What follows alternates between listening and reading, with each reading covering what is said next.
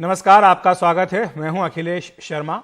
नई दिल्ली के जंतर मंतर पर पहलवानों का धरना लगातार जारी है। कुश्ती संघ के अध्यक्ष के खिलाफ मोर्चा खोलने वाले ये पहलवान पिछले 13 दिनों से यहां पर धरने पर बैठे हैं। सुप्रीम कोर्ट में मामला जाने के बाद दिल्ली पुलिस ने विभिन्न धाराओं में बृजभूषण शरण सिंह के खिलाफ 2 FIR दर्ज कर ली हैं। कल सुप्रीम कोर्ट ने महिला पहलवानों की याचिका पर यह कहते हुए सुनवाई बंद कर दी कि अब इस मामले में FIR दर्ज हो चुकी है, पुलिस जांच कर रही है और शिकायतकर्ताओं को सुरक्षा भी मुहैया कराई जा चुकी है। ऐसे में अब सुनवाई का मकसद पूरा हो चुका है। चीफ जस्टिस की अगुवाई वाली पीठ ने यह भी कहा कि अगर कोई और शिकायत हो तो निचली अदालत या हाईकोर्ट जा सकते हैं। इधर पहलवान FIR दर्ज होने भर से संतुष्ट नहीं है। वो बृजभूषण शरण सिंह के इस्तीफे और उनकी गिरफ्तारी की मांग पर अड़े हुए हैं। बीजेपी ने आधिकारिक तौर पर इस विवाद पर कोई टिप्पणी नहीं की है, लेकिन बृजभूषण शरण सिंह के समर्थक इसे साजिश बता रहे हैं। और आपने देखा है कि किस तरह से विभिन्न पार्टियों के नेता भी अपना समर्थन देने के लिए जंतर मंतर पर पहुंचे थे। तो इसको लेकर एक तरह से राजनीतिक पक्ष भी उठ रहा है। दूसरी तरफ खेल मंत्री अनुराग ठाकुर ने आज कहा कि दिल्ली में धरने पर बैठे पहलवानों की सारी मांगें मान ली गई हैं और उन्हें दिल्ली पुलिस को निष्पक्ष जांच पूरी करने देना चाहिए। अनुराग सिंह ठाकुर ने कहा कि मैं प्रदर्शन कर रहे सभी खिलाड़ियों से अनुरोध करता हूं कि उनकी मांगें मान ली गई हैं, अदालत ने भी निर्देश दे दिए हैं और उन्हें निष्पक्ष जांच पूरी होने देना चाहिए। खेल मंत्री ने कहा कि दिल्ली पुलिस दूध का दूध और पानी का पानी कर देगी और कानून के तहत कड़ी कार्रवाई की जाएगी। जहां तक खिलाड़ियों के मांगों का सवाल है, मैं यही कहूंगा, निष्पक्ष चुनाव की बात कही थी, आईओए वो भी करवाने वाला है। एक कमेटी के गठन करने की बात कही थी, वो भी कर दी गई है।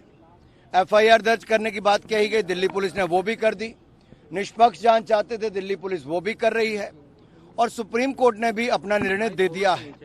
मेरा आग्रह सभी जो कुछ खिलाड़ी वहां पर प्रदर्शन कर रहे हैं उनसे अनुरोध है कि जो जो उनकी मांगे थी लगातार उनको पूरा किया गया है। कोर्ट ने भी अपना निर्णय दिया है और वो निष्पक्ष जांच को पूरा होने दें और दूध का दूध पानी का पानी और कड़ी कार्रवाई जो भी होगा वो करने का काम दिल्ली पुलिस करेगी कानून के तहत। तो इसी पूरे घटनाक्रम पर चर्चा करने के लिए हमारे साथ खास मेहमान जुड़ रहे हैं। सत्यव्रत कादियान जी हैं पहलवान, अनुमा आचार्य हैं कांग्रेस की प्रवक्ता, आलोक वत्स जी हैं राजनीतिक विश्लेषक, राकेश थपलियाल हैं खेल पत्रकार, साथ ही अमित शर्मा जी हैं सुप्रीम कोर्ट के वकील। आप सभी का बहुत बहुत स्वागत है NDTV इंडिया पर।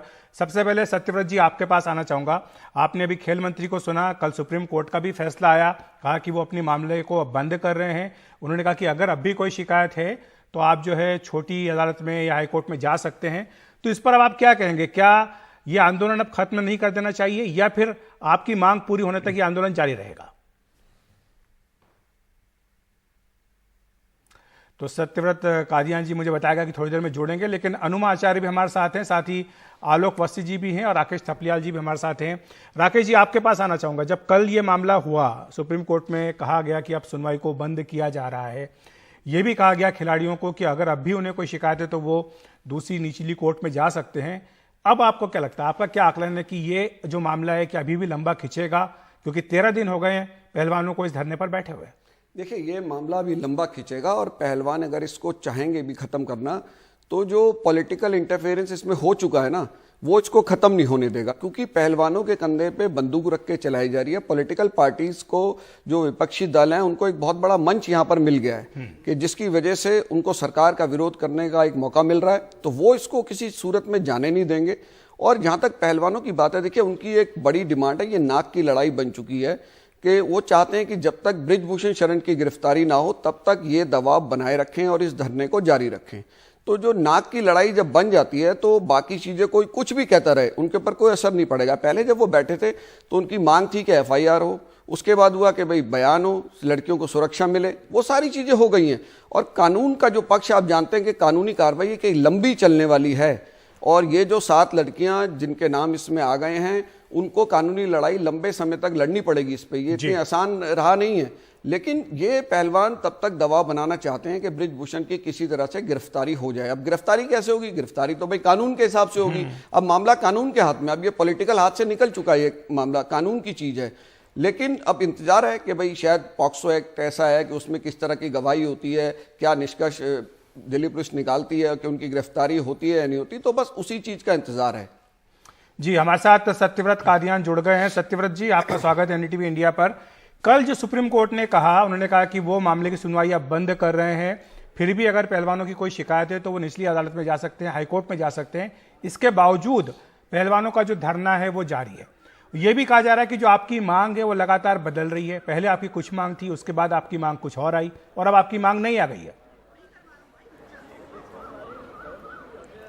नहीं सर, हमारी मांग तो सेम ही है। भाई न्याय कैसे मिलेगा, उसकी गिरफ्तारी हो और साथ ही भाई रेसलिंग से उसके जो कब्जा उसने जो जमा रखा उसको छोड़ा जाए।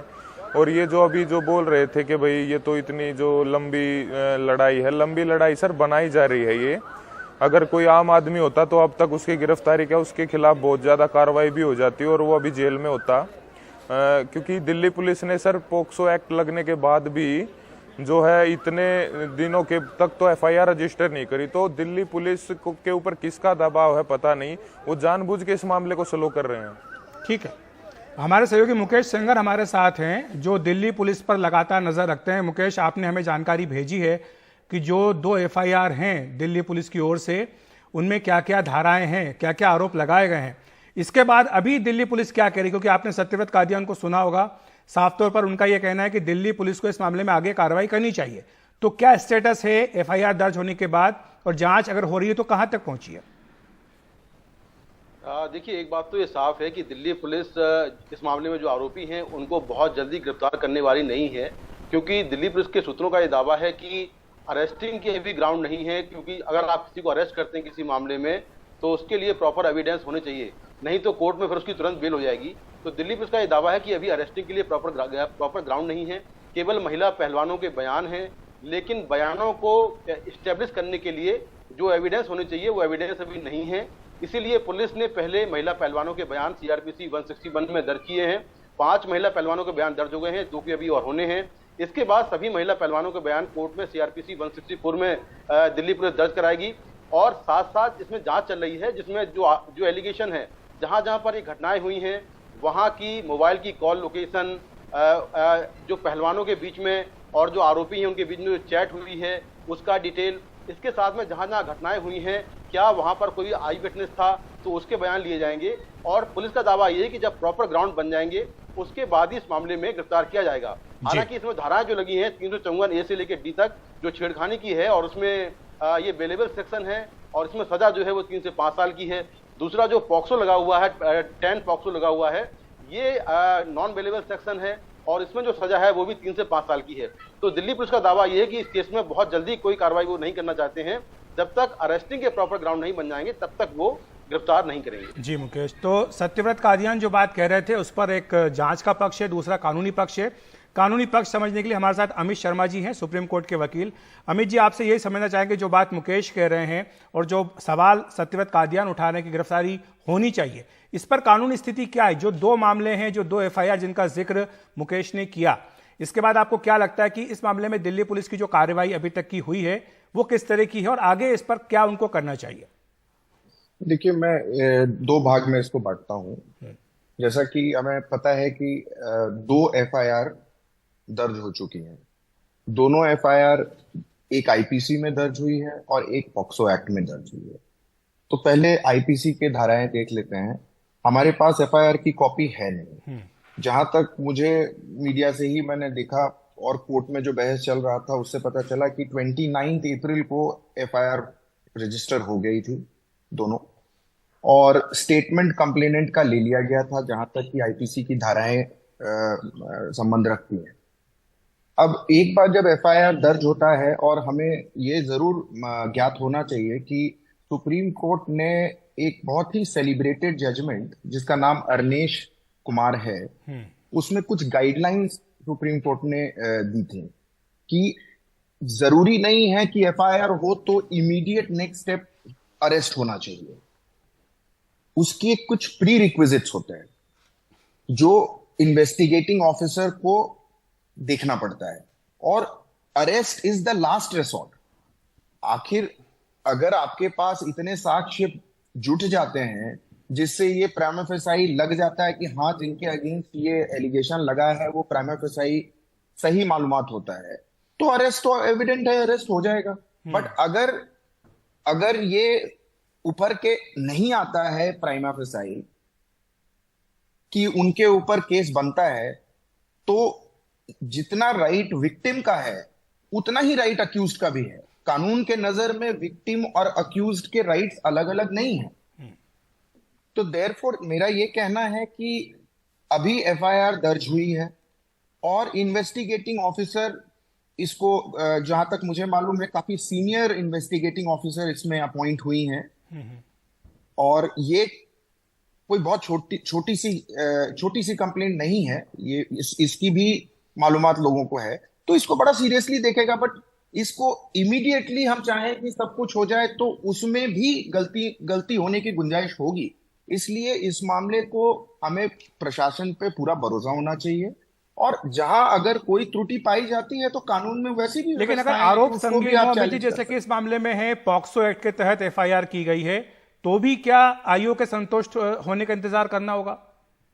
देखिए इसमें क्या प्रावधान है? अब मैं पॉक्सो पे आ जाता हूं। पॉक्सो, जहां तक पॉक्सो एक्ट का सवाल है, एक तो हमें ये नहीं पता है अभी कि कौन सी धाराएं लगी। उसमें बड़ी सारी धाराएं हैं और उन धाराओं के अनुसार उनका पनिशमेंट भी डिफाइंड है। तो एक तो हमें पहले ये नहीं पता है, क्योंकि पॉक्सो एक्ट जनरल आईपीसी जैसा नहीं है। वो बड़ा ही उसमें जैसे जो विक्टिम भी है उससे डायरेक्टली किसी को पता भी नहीं वो विक्टिम कौन है, तो वो सारी चीजें हैं उसमें। लेकिन पॉक्सो एक्ट का मतलब ये नहीं है कि पॉक्सो एक्ट की धारा लग गई तो उस व्यक्ति को इमीडिएटली अरेस्ट कर लिया जाए।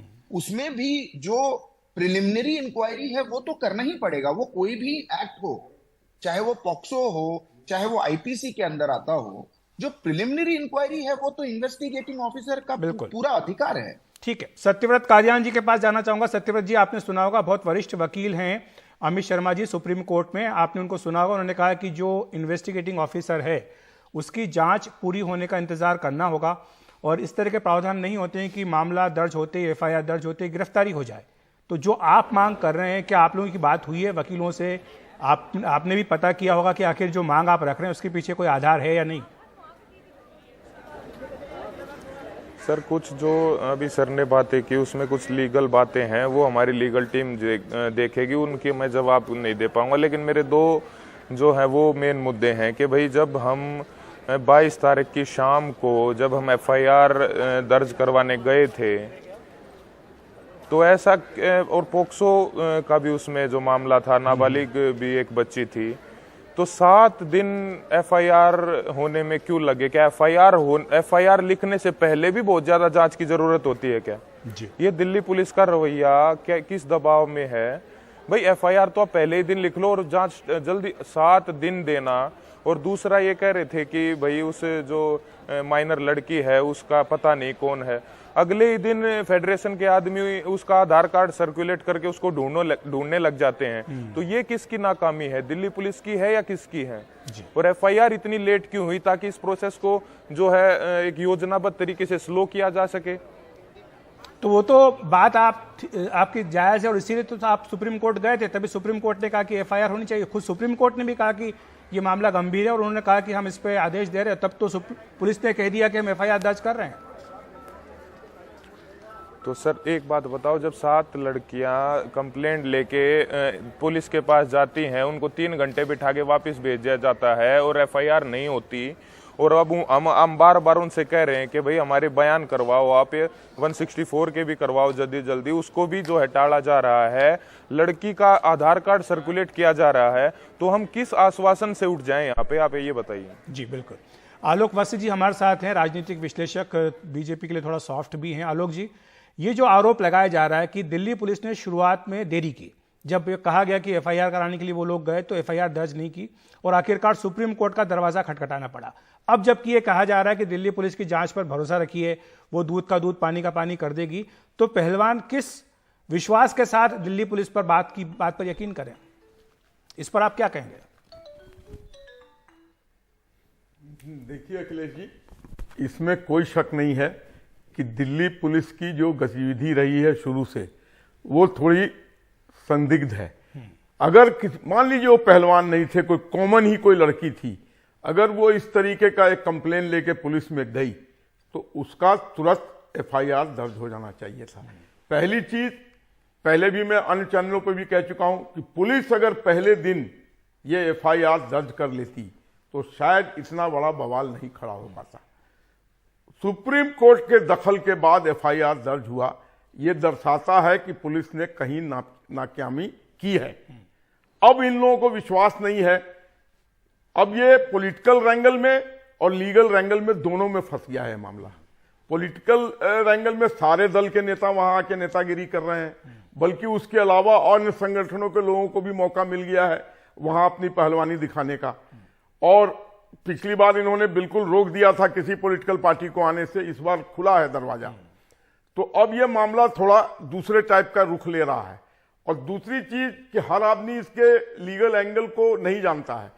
लीगल एंगल में जहां तक मैंने जानकारी ली है कि यह जरूरी नहीं है कि पॉस्को एक्ट में गिरफ्तारी इमीडिएटली हो ही तो जाए। हमारे वकील साहब ने कही, उस पर तो बात हो चुकी है। तो उसमें ऐसा है कि अब वो अपना, हाँ ये जरूर है कि लोगों को अपेक्षा है, पूरे देश में ये बात फैल गई है कि पुलिस को अब इसको थोड़ा त्वरित करना चाहिए। ठीक है, अनुमा आचार्य हमारे साथ है, उनकी टिप्पणी भी ले लेता। अनुमा आचार्य, आपने सुना आलोक जी को कि पहले ये राजनीतिक अखाड़ा नहीं था, लेकिन अब इस पर जो है नेता जाकर वो भी दंगल करने लगे हैं। तो ये क्या आप उनके कंधे पर रखकर बंदूक चला रहे हैं, जिस तरह की बात यहां पर भी कुछ देर पहले कही गई? अखिलेश जी, आपने देखा कि अभी जो लीगल बातें हुई तो कानून जो है वो पॉलिसी पर, दलीलों पर और इंटरप्रिटेशन पर होता है, लेकिन एक सामाजिक नैतिकता भी कोई चीज होती है। कोई भी महिला अपने बारे में, आपके घर में भी महिलाएं हैं, क्या कोई अपनी अस्मिता को दांव पर रखकर इस तरह का आरोप लगाने आएगा? वो जानते हैं कि पूरा देश उन्हें देख रहा है। रही बात विपक्ष के ऊपर ये इस तरह का ठीकरा फोड़ने की, 3 महीने पहले जब ये पहलवान आए थे उसके बाद एक आश्वासन पर वो वापस चले गए थे, और उस वापस जाने के बाद क्या हुआ? पहलवानों ने जो वक्तव्य दिए थे 15 मिनट के अंदर अनुराग ठाकुर जो मंत्री जी हैं उन्होंने बृजभूषण शरण सिंह को बता दिए, और उसके बाद उसकी दबंगई शुरू हो गई। आप खुद बताएं कि जो व्यक्ति आज पोजीशन ऑफ पावर में वहां है जहां पर जांच होना है, तो क्या वो उसे इन्फ्लुएंस नहीं करेगा? नहीं, जो बात आपने कही है कि तब मुद्दा अलग था, तब मुद्दा अलग था अनुमा जी, उसका भी मेरे पास पूरा डेटा रखा है कि तब क्या बात हुई थी, क्या आश्वासन दिया गया था, क्या कार्रवाई उस वक्त की गई थी। उस पर भी हम आएंगे, उस पर भी हम चर्चा करेंगे, लेकिन फिलहाल आप तो जी पूरी बात कह लेने दीजिए। हाँ। मैं ये कह रही हूँ कि इस बीच में 2 विश्व चैंपियनशिप से विनेश फोगाट को और दूसरे इन पहलवानों को आउट किया गया, इलेक्टेड आउट। उनके ऊपर इस तरह के प्रहार शुरू हो गए थे, तो वो दोबारा आए 3 महीने के बाद। उस पर भी बात करेंगे, क्योंकि जब ये नियम बनाया गया था कि आप ट्रायल में जब तक हिस्सा नहीं लेंगे तब तक आप कंपटीशन में नहीं जा सकते, उस पर भी चर्चा करेंगे। हमारे साथ थपलियाल साहब भी हैं जो कि बहुत वरिष्ठ पत्रकार हैं, वो बताएंगे इस बारे में। लेकिन आप सभी लोग हमारे साथ बने रहिए, हम इस चर्चा को आगे जारी रखेंगे। फिलहाल वक्त एक ब्रेक का।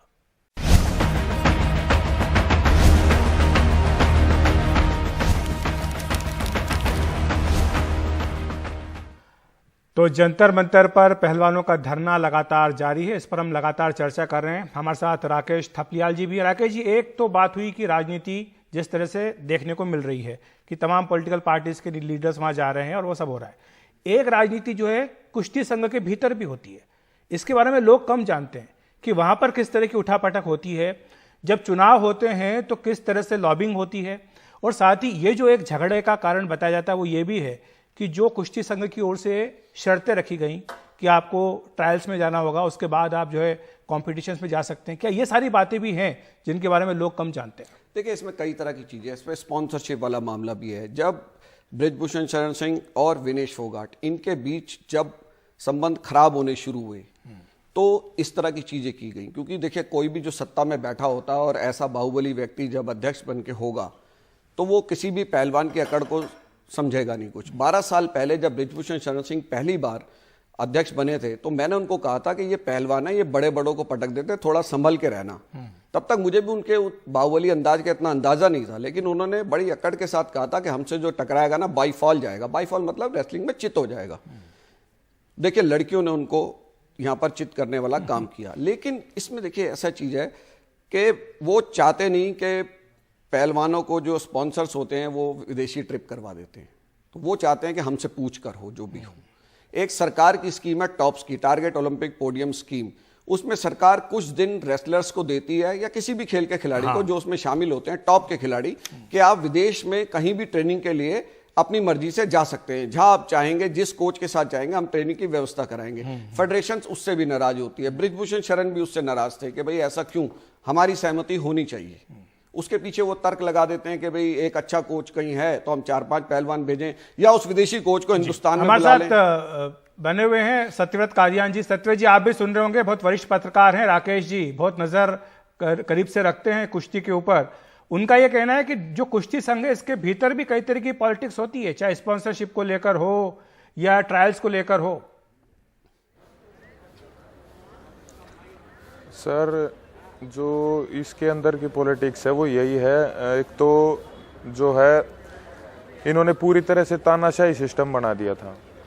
अभी सभी एथलीट्स जो हैं उनके पास स्पॉन्सर भी हैं, ये तो ना तो किसी खिलाड़ी को कोई आर्थिक मदद पहुंचने देना चाहते थे और ना ये किसी भी तरह से उनको सपोर्ट करते थे कि वो थोड़ी एडवांस ट्रेनिंग कर सकें। पर इसमें ये कहा गया है कि जो टारगेट ओलंपिक पोडियम स्कीम है उसमें 50,000 रुपए का अलाउंस मिल रहा है, उसके बावजूद भी वो नहीं गए कंपटीशन में।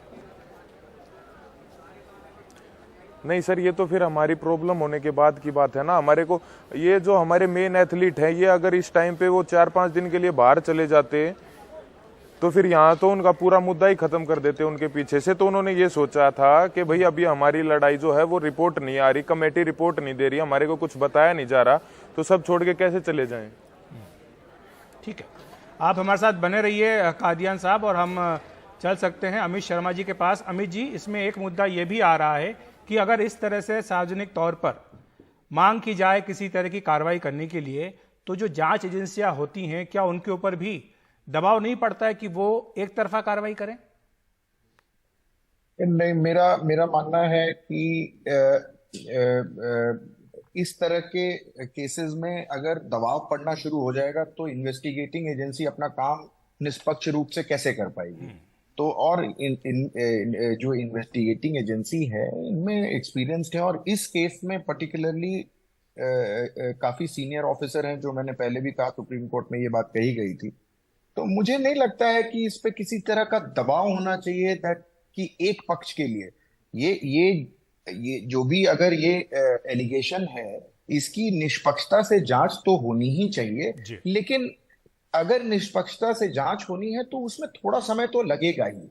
और मेरा अपना पर्सनल जो व्यक्तिगत ये है कि इसमें हमें थोड़ी सब्र से काम लेना चाहिए, और हमें कानून व्यवस्था पे बिल्कुल भरोसा रखना चाहिए। और अगर कुछ उसमें परेशानी है तो उसका भी उपाय कानून में वो तो सुप्रीम कोर्ट ने कहा ही है कि अगर आपको कोई शिकायत है तो उसके बावजूद भी तो आप निचली अदालत में या दूसरी अदालत में, हाईकोर्ट में जा सकते हैं।